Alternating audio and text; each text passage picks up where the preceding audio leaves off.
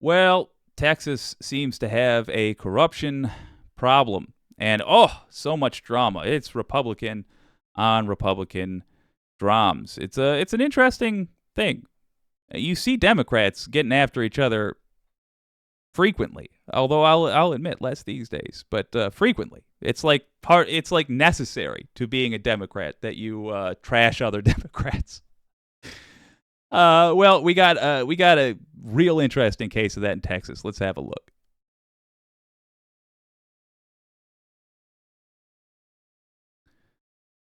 Well, here we go.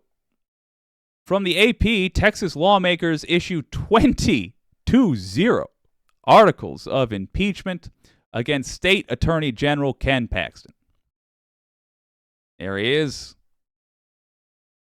Texas Attorney General Ken Paxton teetered on the brink of impeachment Thursday after years of scandal, criminal charges, and corruption accusation that the state's Republican majority had largely met with silence until now. In a unanimous decision, a Republican-led House investigative committee that spent months quietly looking into Paxton recommended impeaching the state's top lawyer on 20 articles, including bribery, unfitness for office, and abuse of public trust. The House could vote on the recommendation as soon as today. I'm sorry, I don't know if they did. I don't believe so, though. If it impeaches Paxton, he would be forced to leave office immediately. The move sets up what could be a remarkable, sudden downfall for one of the GOP's most prominent legal combatants, who in 2020 betrayed the country by asking the U.S. Supreme Court to overturn President Joe Biden's victory. Absolute clown. That alone should have gotten him kicked out of office. It's just absolutely insane. Only two officials in Texas's nearly 200-year history have been impeached. Now, if you're thinking, Jake, but wait a minute. Well, President Biden wasn't, stop. Look at the court cases. Biden won fair and square. Quit whining about it.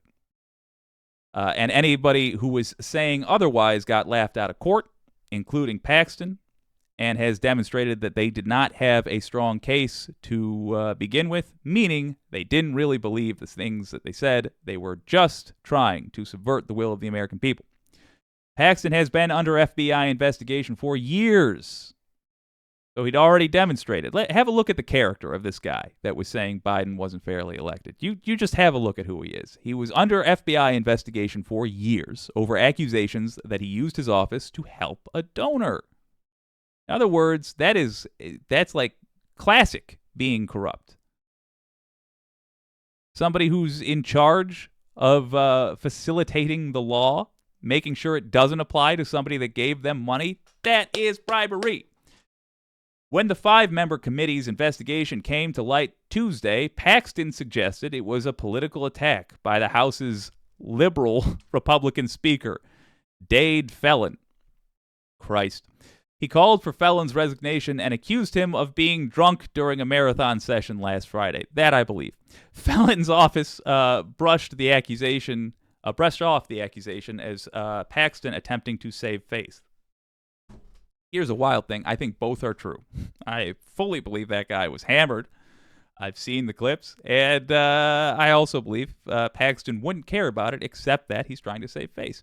It's a sad day for Texas as we witness the corrupt political establishment unite in this illegitimate attempt to overthrow the will of the people, the irony, and disenfranchise the voters of our state, Paxton said in an incredibly ironic statement on Thursday, calling the committee's findings hearsay and gossip, parroting long disproven claims. Can you believe the balls? It is only because Republican voters have demonstrated that they have no standards that this guy has a job. Republican voters, I expect more from you. Truly, you're better than this. We're all better than this. What the hell are you doing with this guy? This guy had the balls to say that long disproven claims were the reason why the will of the voters were being subverted. He's making fun of you, Republican voters. He Paxton is making fun of you. That is literally what he tried to do to Joe Biden, and it is not true in his case. Let's have a look at what the evidence here. The articles of impeachment issued by the investigative committee, which include 3 Republicans, in other words, majority Republicans, and 2 Democrats, stem largely from Paxton's relationship with one of his wealthy donors. Let's make sure, they deal heavily with Paxton's alleged efforts to protect the donor from an FBI investigation and his attempts to thwart whistleblower complaints brought by his own staff.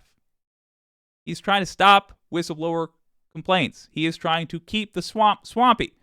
The timing of a vote by the House is unclear. Representative Andrew Murr, the Republican chair of the investigative committee, said he did not have a timeline, and Felon's office declined to comment because they are hesitant to actually hold this guy accountable because he is a Republican. If this was a Democrat, they would have had the vote. They would have stayed late Thursday and had the vote, and then they would have had a reenactment of the vote on Friday, and then they would parade a image of him around, and they would burn him in effigy, and then they would strip naked, cover themselves in blood, and have some sort of a satanic ritual. Whatever it is they do. Final removal would require 2/3 support in the Senate, where Paxton's wife, Angela, is a member. I will assume she'll do the decent thing and abstain from that vote.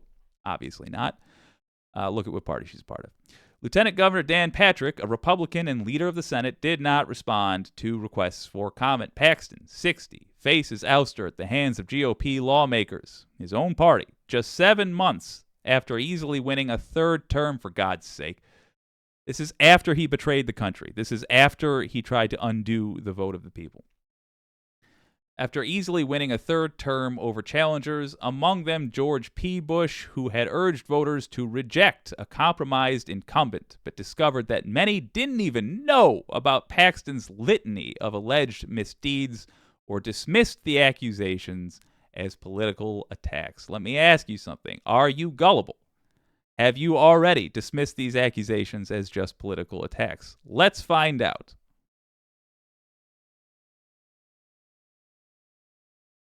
So look, here's the summary.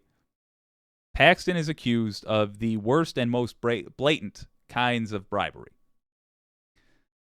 He has already shown himself to be unfit for office by attempting to overturn the will of the people in 2020. He is an attorney general.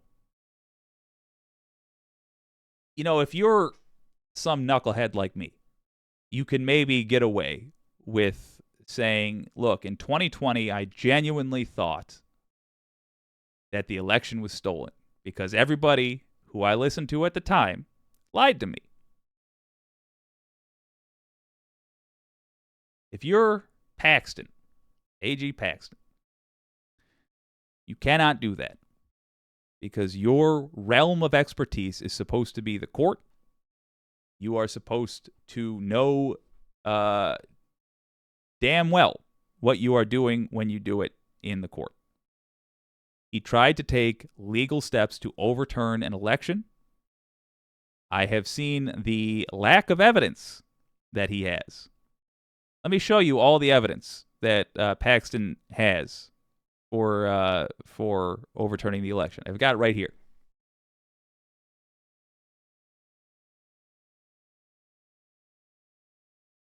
None.